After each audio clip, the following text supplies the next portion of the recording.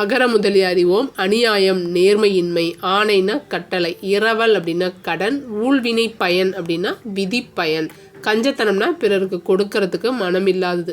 கட்டுக்கடங்கானா அளவில்லாத. களிறு ஆண் யானை. கும்பிடுனா வணங்கிடுன்னு அர்த்தம். குன்றா புகழ்னா குறையாத புகழ். கொடைப்பண்புனா வள்ளல் தன்மை. கைமாறுனா பதிலுதவி. சன்மானம் அப்படின்னா வெகுமதி. சிந்தைனா எண்ணம். தகனம்னா எரியூட்டுதல். தண்டித்தல் அப்படின்னா ஒருத்தல். தண்டோரா அப்படின்னா முரசறைந்து அறிவிக்கிறது. தரணினா உலகம். துயர்னா துன்பம். நங்கை அப்படின்னா பெண். நல்குதல் அப்படின்னா வழங்குதல். நாணயம் அப்படின்னா நேர்மையாக இருக்கிறது தான் நாணயம். இந்த 3 சொல்லினா பார்த்துக்கோங்க. நானிலம் அப்படின்னா உலகம். நீடுழி அப்படின்னா நெடுநாள். பரிவு அப்படின்னா அன்பு. பற்று அப்படின்னா விருப்பம். பார் அப்படின்னா உலகம். பேழைனா பெட்டி. மரியாதை அப்படின்னா மதிப்பு. மாண்பு அப்படின்னா பெருமையை குறிக்கும். மாறி அப்படின்னா மழை. மேனினா உடல். வன்மை அப்படின்னா வலிமையை குறிக்கும். வன்மைனா வலிமை. விண் அமுதம்னா மழை நீரை சொல்கிறது.